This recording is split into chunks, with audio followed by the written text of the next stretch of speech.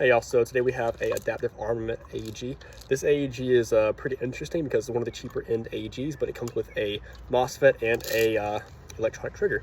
So this kind of budget airsoft AEG is full metal. Lower and upper is metal outer barrel, as well as a polymer kind of handguard, kind of the old school handguard. It typically comes with a carrying handle or sight from the these typical AEGs, but I took it off. I put instead just normal sight on the rear sight to go with the front sight. This is the full length version. There are CQB versions out there as well. It's been a pretty good AEG. I like the electronic trigger. It's got a very snappy trigger pull. Hop up pretty good out of the box, although it could use a upgraded hop up, metal rotary style hop up. That will be nicer. Cool features about this actual AEG is the actual closing port closes as well, and then it locks back. That way you can access your actual hop-up, and you can just the back part, and it closes.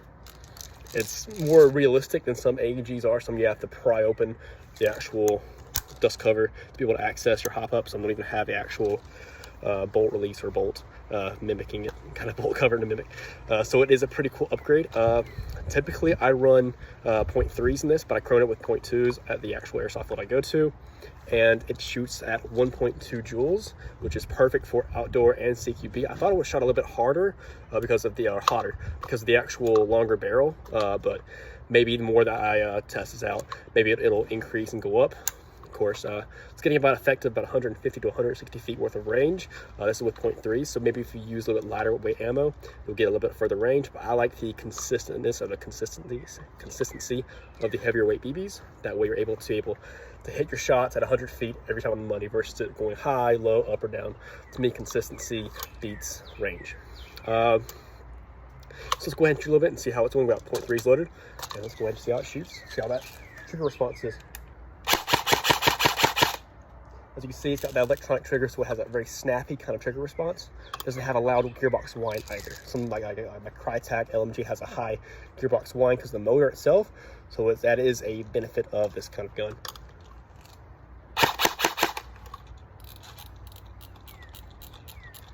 Let's see how it does on full auto just for a quick second.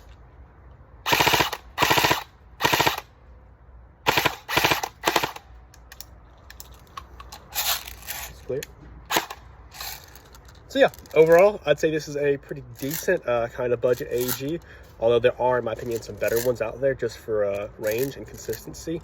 Overall, my personal favorite is the G&G Combat Machine, just because the sheer price-wise and the actual compatibility. Let's talk about some compatibility and issues with these adaptive armament. I have heard some negative reviews for people who want to HPA these gearboxes.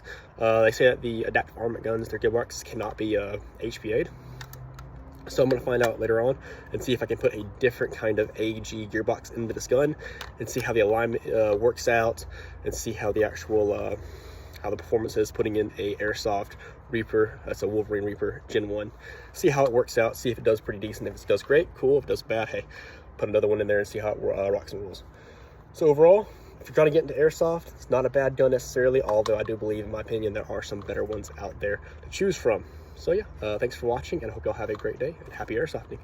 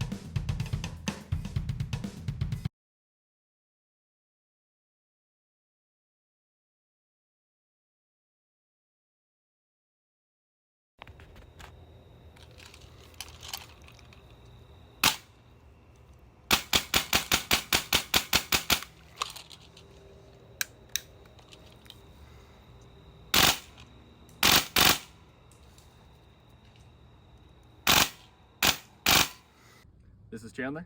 And I'm Craig. And thank you for watching our airsoft video.